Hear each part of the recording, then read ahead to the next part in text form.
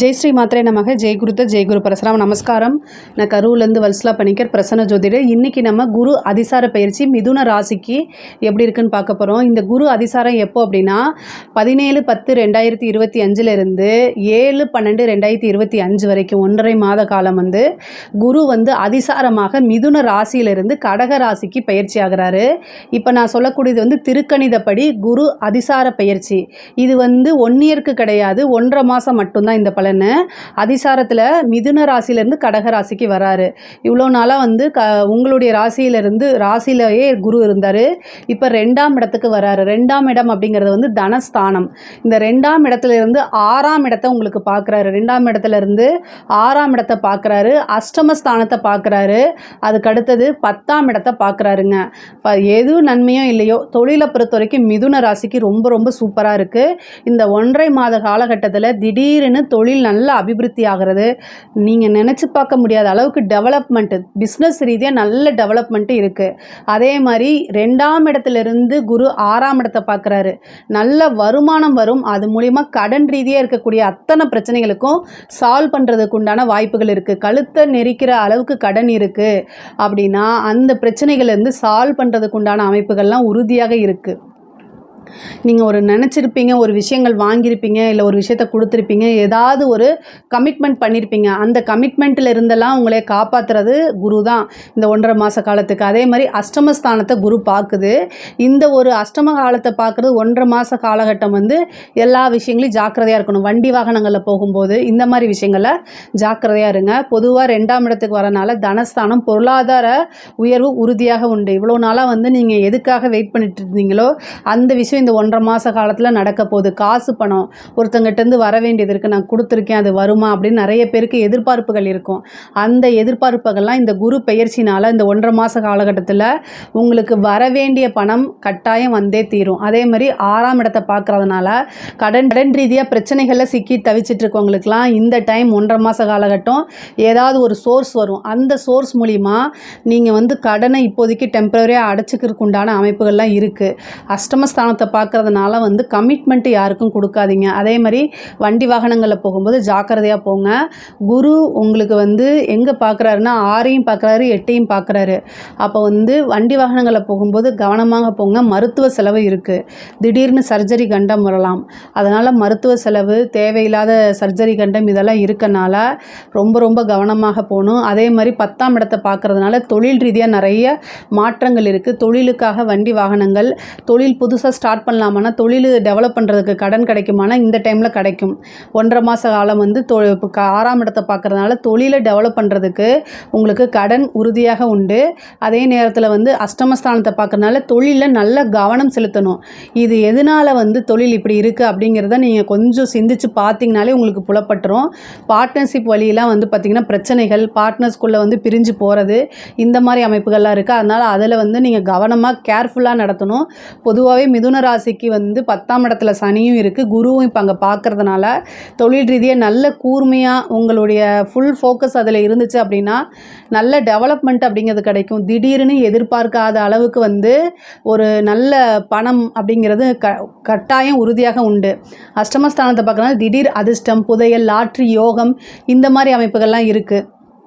பொதுவாகவே 6ஆம் இடத்தை குரு பார்க்குறதுனால உத்தியோகத்தில் இருக்கவங்களுக்கெல்லாம் திடீர்னு ஒரு ப்ரமோஷன் கிடைக்கிறது. அதே மாதிரி நல்ல அமைப்புகள் இருக்குது. நல்ல இன்கம் வரதுக்கு உண்டான அமைப்புகள் இருக்குது.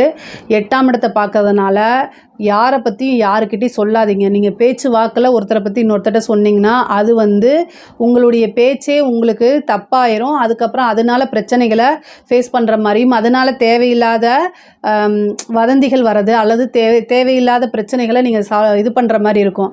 அதனால் 2ஆம் இடத்துலேருந்து அஷ்டமஸ்தானத்தையும் 6ஆம் இடத்தையும் பார்க்குறதுனால வேலை பார்க்கக்கூடிய இடத்துல ஒருத்தரை பற்றி ஒருத்தர்கிட்ட நீங்கள் சொல்லாமல் தவிர்க்கிறது நல்லது. அவங்க ஒப்பீனியன் கேட்டால் கூட எனக்கு ஐடியா இல்லை, நாலேஜ் இல்லைன்னு சொல்லிட்டு அப்படியே நழுவி நைஸாக வந்துருங்க. அதுதான் உங்களுக்கு ரொம்ப ரொம்ப நல்லது. உத்தியோகத்தில் இருக்கவங்களுக்கு இன்கம் வரும், ஆனால் ப்ரொமோஷன் வரும். ஆனால் அதே நேரத்தில் உங்கள் கூட இருக்கக்கூடிய எதிரிகள்னால பிரச்சனை, உங்களுடைய வளர்ச்சியில் பொறாமைப்படுறவங்க உங்களை எப்படியாவது இறக்கி விடணுங்கிறதுக்காக நிறைய சூழ்ச்சிகள் பண்ணுவாங்க.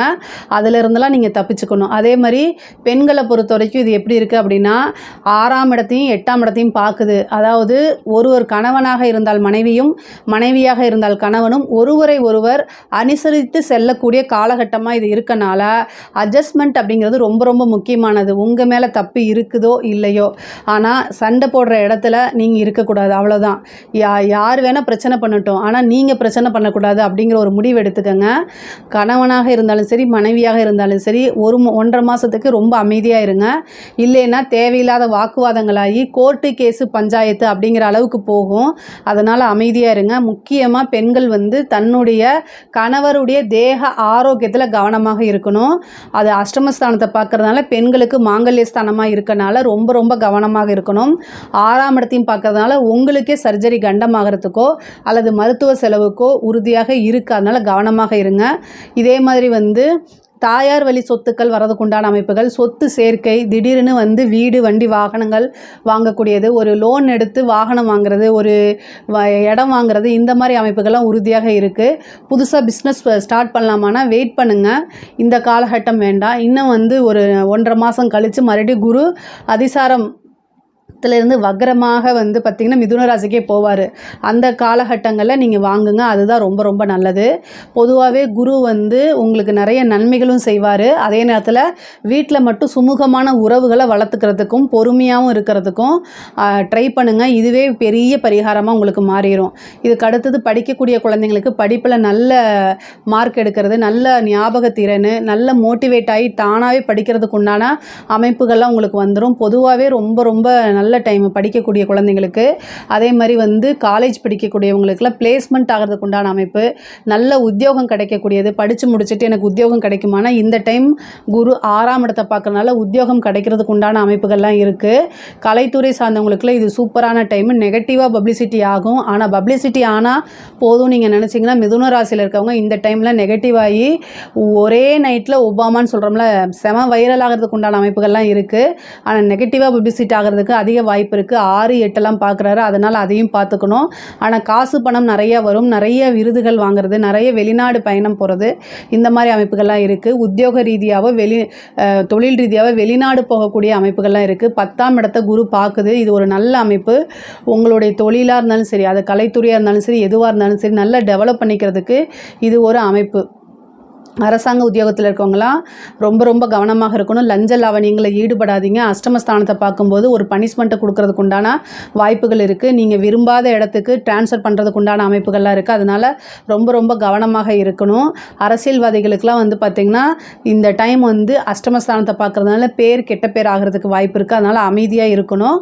ஆனால் நீங்கள் மீடியா முன்னாடி பேசும்போது, மற்ற மக்களிடையே பேசும்போது நிதானத்தோடு பேசுனீங்க அப்படின்னா பரவாயில்லையாக இருக்கும். இல்லைன்னா உங்களை அறியாமையே, ஏன்னா இதில் என்னென்னா குரு 2ஆம் இடத்துக்கு வந்திருக்கனால உங்களை அறியாமே வாக்குஸ்தானாத சனியும் பார்க்கறதுனால தேவையில்லாமல் பேசிட்டீங்க அப்படின்னா அது ஒரு நெகட்டிவாக போயிடும். அப்புறம் கட்சி தலைமையிடத்துலேருந்து உங்களுக்கு ஒரு கண்டனம் தெரிவிப்பாங்க. ஏதாவது ஒரு போஸ்டிங்கிலேருந்து உங்களுக்கு ஒரு பனிஷ்மெண்ட் கொடுப்பாங்க. இந்த மாதிரி விஷயங்கள்லாம் நடந்துடும். அதனால் ரொம்ப ரொம்ப கவனமாக இருங்க.